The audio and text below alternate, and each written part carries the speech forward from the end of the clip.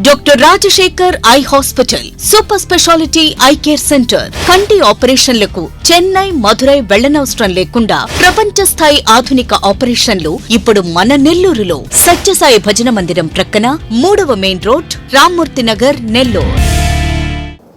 మా నాన్నగారి మీద కేసులు జరుగుతూ ఉన్నాయి, రోజు మేము చూస్తూనే ఉన్నాము. ఇందులో మనం గమనించాల్సిన విషయం ఏంటంటే, మా నాన్న ఏమి టెర్రరిస్టో నక్సలేటో కాదండి. కాకాని గోవర్ధన్ రెడ్డి కొంతమంది తెలిసి చాలామందికి నడిచి ఉన్నారు.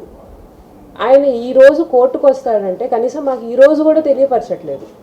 అంటే సడన్గా ఆయన మీద 10-15 కేసులు వచ్చేసి ఆయన ఈరోజు కాదు రేపు కోర్టుకు తీసుకెళ్ళాలి, రేపు కాదు ఎల్లుండి కూడా కోర్టుకు తీసుకెళ్ళాలని కేసులు రావడము, అవి జగన్మోహన్ రెడ్డి గారు ఇక్కడికి వస్తారనగానే ప్రత్యక్షం కావడము, దీన్ని కూడా మనం గమనించాలి.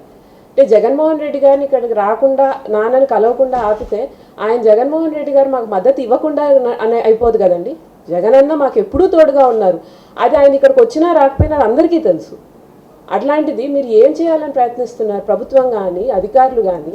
మా నాన్న ఈరోజు ఒకవేళ ములాఖాత్కి మేము అప్లై చేసుకుంటే దొరుకుతారా అనే దానికి ఆ రోజు వరకు మాకు సమాధానం రావట్లేదండి. ఇది ఎంత అన్యాయం! ఆయన్ని కలవడానికి ఎంతమంది వస్తున్నారు? కుటుంబ సభ్యులు అయితే ఏమి, తెలిసిన వాళ్ళు అయితే ఏమి, వాళ్ళందరూ ఆయన కలవాలని అనుకుంటారు కదా. ఆయన ఇలా అన్యాయంగా తీసుకెళ్ళి జైల్లో పెట్టారు. మరి ఇప్పుడు మేము కలవడానికి కూడా మీరు అవకాశం ఇవ్వకుండా చేస్తున్నారు. జూలై 3వ తేదీన మేము కోరుకునేది ఏంటంటే, జగన్మోహన్ రెడ్డి గారు వచ్చి నాన్నని కలవాలని కోరుకుంటున్నాం. కానీ అది ఎంతవరకు సాధ్యమవుతుందో తెలియదు. కాబట్టి ఒకవేళ జగన్మోహన్ రెడ్డి గారు వస్తే వాళ్ళ ఇంటికైనా వచ్చి మమ్మల్ని అయినా కలిసేసిపోతాము అని చెప్పి మేము ఎక్స్పెక్ట్ చేస్తున్నాం. తప్పకుండా రేపు రాబోయే రోజుల్లో ఈ రకమైనటువంటి అన్యాయానికి అక్రమాలు చేస్తుంటే దానికి ప్రజలు ఖచ్చితంగా బుద్ధి చెప్తారు. సమాధానం మీరు చెప్పుకోవాల్సిన రోజు మీరు ఏం మాట్లాడతారు అనేది చూడాలి.